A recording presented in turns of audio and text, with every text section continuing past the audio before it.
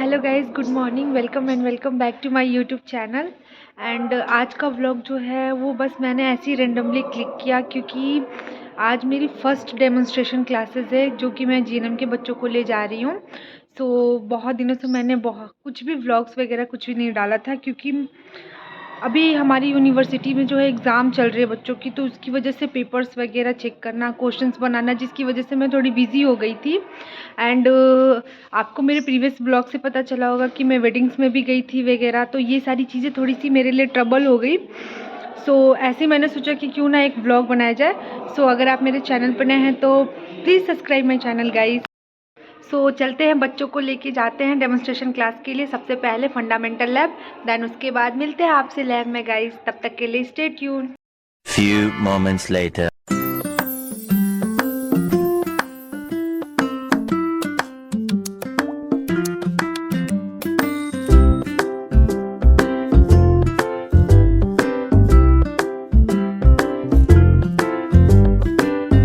Minutes later. सबसे पहले articles requirement होना चाहिए कि नहीं? Without articles we can do a procedure? No. ठीक है, तो सबसे पहले आर्टिकल में हम क्या यूज करते हैं? Ryle's tube.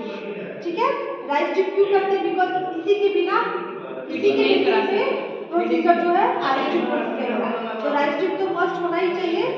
उसके बाद सेकंड होता है एंटीसेप्टिक सॉल्यूशन या फिर सैवलॉन, जो भी है, ताकि हम अपने हैंड को हाइजीन मेंटेन कर सकें।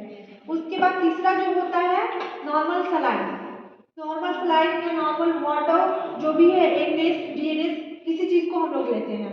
देन उसके बाद किडनी ट्रे डिस्कार्ड करने के लिए वेस्ट मटेरियल। यहाँ पे लॉक्स जेली नहीं है, एक लॉक्स जेली होता है जो कैथेटराइजेशन के लिए यूज होता है। ठीक है, उस लॉक्स जेली का यूज हम लोग करते हैं ताकि इजीली जो है राइस ट्यूब नीचे चला जाए। ठीक है, आसानी से एक बॉल्स का यूज करते हैं। देन उसके बाद 50 cc ऑफ सिरिंज, ये तो 10 ml का है बट 50 ml का सिरिंज इतना मोटा होता है। ठीक है, सर्जिकल ग्लव्स यूज करते हैं क्योंकि पाइप के थ्रू कहीं ना कहीं हम लोग डायरेक्ट स्टमक में दे रहे हैं तो वो इन्फेक्शन जल्दी क्रिएट करने का चांसेस बनता है। ठीक है, वो हो गया। देन उसके बाद मैकेट यूज करते हैं जो प्लास्टिक शीट का बना रहता है बट राइट नाउ अवेलेबल नहीं है यहाँ पे वो चीज। एंड देन उसके बाद नॉर्मल स्लाइन एंटीसेवलॉन ग्लव्स और 50 ml का सिरिंज। हाँ, बॉल एक किडनी ट्रे स्टार्ट करने के लिए और एक स्टेथोस्कोप। Very good. अब देखो सबसे पहला प्रोसीजर में हम लोग करते हैं।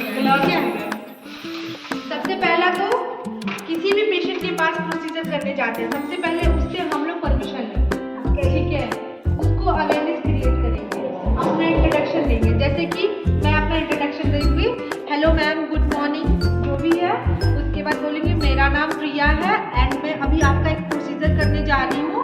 अगर आप अच्छे से खाना पानी नहीं कीजिएगा तो आपका हेल्थ जो है वो खराब हो सकता है। तो खाना पानी करने के लिए मुझे एक पाइप आपके नाक के थ्रू डालना होगा, जिसकी वजह से मैं आपको खाना पानी और दवाई जो है टाइम पे दे सकती हूँ। तो मतलब प्रॉपर हिंदी में जिस तरह से लोकल लैंग्वेज यूज कर सके, मतलब समझ सके। देन उसके बाद नहीं है को बोलेंगे अलग ऐसे। हाँ, उसके बाद ये सारी चीजें हो गई, सब कुछ उसको अवेयरनेस क्रिएट कर दिया, अपना इंट्रोडक्शन दे दिया, देन उससे परमिशन क्रिएट कर लिया। अगर पेशेंट अनकॉन्शियस रहता है उस समय पेशेंट के रिलेटिव से हम लोग कंसल्ट साइन कराते हैं। ठीक है, कि आपके पेशेंट को आरटी ट्यूब यानी कि राइस ट्यूब का नीड है, that time you have to consult it. उसमें पेशेंट अपना सिग्नेचर करेगा कि देयर ओन रिस्पॉन्सिबिलिटी, वो हमें ऑथराइज किया है कि हम पेशेंट को आरटी ट्यूब इंसर्शन कर सके, दैट टाइम हम लोग आरटी ट्यूब इंसर्शन करेंगे। ठीक है, आप लेकिन पेशेंट जब कॉन्शियस लेवल में रहता है दैट टाइम हम पेशेंट को अवेयरनेस क्रिएट करके आरटी इंसर्शन कर सकते हैं। ठीक है, ये सारी चीजें हो गई। उसके बाद सबसे पहला प्रोसीजर क्या होता है कि पेशेंट को जब ये सब कुछ कर लेते हैं तो हम लोग प्रॉपर हैंड वॉशिंग करते हैं ताकि पेशेंट को 5 मेजर मोमेंट्स होता है हैंड वॉशिंग का। 7 स्टेप्स होता है, मोमेंट्स होता है 5 होता है। Before touching the patient, after touching the patient, before doing any procedure, after doing any procedure, before contact of surrounding patient. ठीक है, मतलब कि पेशेंट को टच करने से पहले हैंड वॉशिंग करना है, पेशेंट को टच करने के बाद हैंड वॉशिंग करना है, किसी भी प्रोसीजर को करने से पहले हैंड वॉशिंग करना है, प्रोसीजर कंप्लीट करने के बाद हैंड वॉशिंग करना है। एंड पेशेंट के सराउंडिंग में इवन दैट अगर आईवी स्टेंट लगा हुआ है, उस आईवी स्टेंट को टच करने से पहले हैंड वॉशिंग करना है, 5 मोमेंट्स ऑफ हैंड वॉशिंग, ठीक है, ये हो गया। देन उसके बाद हैंड वॉशिंग करने के बाद हम लोग प्रॉपर जो है अपना प्रोसीजर के लिए आर्टिकल्स रेडी करते हैं, ठीक है। आर्टिकल्स हमारा रेडी हो गया है। देन उसके बाद हैंड वॉशिंग कर लिए, आर्टिकल्स कर लिया, एक लोग असिस्ट करने के लिए होते हैं, बिकॉज सिंगल हम लोग कभी भी राइस ट्यूब नहीं इंसर्ट कर सकते हैं, ठीक है, एक लोग असिस्ट करने के लिए रहेंगे। देन उसके बाद हमने सर्जिकल ग्लव्स जो है वो वेयर कर लिया, suppose that surgical gloves wear कर लिए। देन उसके बाद एक बॉल में नॉर्मल स्लाइड जो है उसको निकाल के रख दिया, नॉर्मल वाटर जो भी राइस वाटर उसको निकाल के एक जगह रख दिया। देन उसके बाद सेकंड प्रोसेस होता है सर्जिकल ग्लव्स पहनने, मतलब पहनने के बाद या फिर पहनने से पहले भी हम लोग पैकेट को जो यूजुअली पेशेंट के ये गर्दन के पास जैसे बिछा देते हैं। देन उसके बाद सब कुछ कर लिया, कोई जो असिस्ट करता है हमें वो क्या करेगा, जब हमने सर्जिकल ग्लव्स वेयर कर लिया दैट टाइम उसको कुछ भी चीज़ टच नहीं करता है, बिकॉज उससे पेशेंट को कंटामिनेशन हो सकता है, इन्फेक्शन होने का चांसेस हो सकता है। दैट टाइम क्या करेंगे,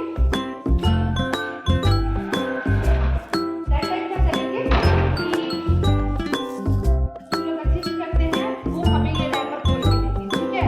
सपोज दैट ये रैपर हमने खोल लिया, which is ये होता है एक्शन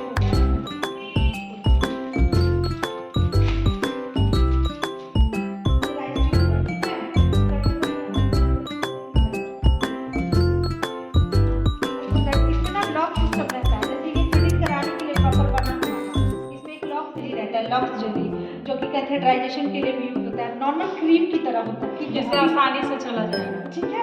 वो क्या करेंगे, सबसे पहले तो एरिया को एंटीसेप्टिक सॉल्यूशन से क्लीन करेंगे पूरा प्रॉपर। देन उसके बाद जो पेशेंट होता है उसको बोलते हैं हल्का सा मूवमेंट करने के लिए, टिल्ट आउट करने के लिए, तो उसका अगर टिल्ट आउट होता है हेड, तो सपोज दैट यहाँ पे एटीट्यूड को ऐसे 3 बार फोल्ड करेंगे, 2 बार या 3 बार। उसके बाद यहाँ पे फ्रेंच लिखा रहता है, यहाँ पे मार्क है ना, यहाँ पे फ्रेंचेस लिखा रहता है, किसी में मार्क रहता है किसी में फ्रेंच रहता है, नॉर्मल यहाँ पे मार्क नहीं, तो नॉर्मल हम लोग देखते हैं जहाँ तक हमें बबल साउंड सुनाई दे सके, ठीक है, मार्क के अनुसार। यहाँ पे फ्रेंचेस में लिखा है, उसका उसको बोलते हैं कि जब भी मैं ये ट्यूब इंसर्ट करूँगी आप फॉलो करना, ताकि वो चलाना, ताकि इजीली जो है ट्रैकिया से ये पाइप नीचे जा सके, ठीक है, जैसे खाना खाने हल्का हल्का खाना खाते जैसे वैसे। उसके बाद पूरा एरिया को सेप्टिक सॉल्यूशन से क्लीन करके, जो राइस ट्यूब होता है हमेशा हम लोग जब भी इंसर्ट करते हैं तो एक गर्दन की नीचे करने के लिए अंदर जाते रहेगा, ऐसे उसको इंसर्ट करते हैं। वो राइस ट्यूब क्या करते हैं, ट्रैकिया ये से जरूरी है कि राइट साइड ही मतलब नहीं, कोई भी अगर side। किसी भी नाक में सपोज दैट अगर राइट साइड ऑब्स्ट्रक्शन होता है देन हम लोग लेफ्ट साइड इसको यूज करते हैं, ठीक है। उसके बाद में क्या होता है कि ये एब्डोमेन हुआ ना, एब्डोमेन के बिलो यानी जिम्फी स्टर्नम से थोड़ा नीचे यहाँ पे या फिर नॉर्मल एब्डोमेन के पास, 2 जगह हम लोग देखते हैं, यूजुअली हम लोग यहाँ पे फील करते हैं। इस थ्रेड को लगा के और उसके बाद 50 ml का सिरिंज से 50 ml की सिरिंज से पहले एयर को एस्पिरेट कर लेंगे, एस्पिरेट करके देन उसके बाद जो राइस ट्यूब होता है उसके बैक एरिया में इजीली इसको पुश करेंगे। पुश करने के बाद एक बॉल साउंड क्रिएट होता है, डब डब साउंड क्रिएट होता है। तो अगर जैसे ही हम लोग एयर फील करते हैं एस्पिरेट करने के बाद देन डब साउंड सुनाई देता है, उस साउंड से पता चलता है कि जो राइस ट्यूब है प्रॉपर एरिया में फिक्स है। पहला हुआ। दूसरा, अगर राइस ट्यूब प्रॉपर एरिया में फिक्स नहीं होता है दैट टाइम हम लोग इजीली थोड़ा सा और राइस ट्यूब को अंदर फिक्स करते हैं, एक बॉल में हम लोग पानी क्रिएट करते हैं, ठीक है। उस पानी के साथ हम लोग पीछे से राइस ट्यूब का बैक एरिया उसमें से डाल देंगे। सपोज दैट पेशेंट को राइस ट्यूब से देखते हैं, अगर बबल्स लाइक फॉर्मेशन क्रिएट होता है, ठीक है, बबल्स लाइक फॉर्मेशन बॉल के अंदर क्रिएट होता है दैट टाइम पता चलता है कि पेट में वो पाइप चला गया है, राइस ट्यूब जो है स्टमक एरिया में चला गया है। दैट टाइम क्या करेंगे, ये सारी प्रोसीजर करने के बाद प्लास्टिक लाइक फॉर्मेशन आता है, ठीक है, बताइए उसको क्या बोलते हैं ना, वैसे लिपोब्लास्ट होता है। पूरे नोजल एरिया से लेकर उसको टाइटली बैंड करते हैं। देन उसके बाद एक एरिया जो है राइस ट्यूब का, क्योंकि राइस ट्यूब तो ऐसे लटक जाएगा ना, तो एक एरिया उसकी हेड पे या फिर यहाँ से लेके चीन पे हाँ करने के बाद फाइंड आउट हो गया, ठीक है, राइस ट्यूब हमारा इंसर्शन हो गया। नर्सिंग की क्या रिस्पॉन्सिबिलिटी होती है, लास्ट सबसे पहला प्रोसीजर में जितना आर्टिकल्स यूज रहता है सारे आर्टिकल्स को प्रॉपर जगह डिस्कार्ड करना है विथ बायो वेस्ट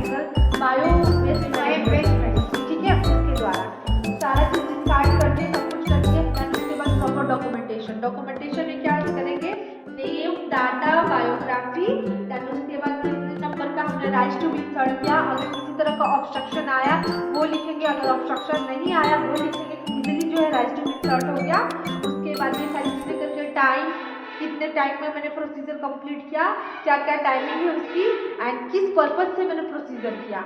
पेशेंट अगर कोमा में है उस पेशेंट को यूज़ किया, पेशेंट सीवियर न्यूट्रिशन पे है उस पेशेंट के लिए यूज़ किया, ये सारी चीज़ें करके दैन उसके बाद पेशेंट के फाइल में उसको अटैच कर देंगे। ठीक है, समझ आया सबको राइज टू बी इंसर्शन क्या होता है? Few moments later.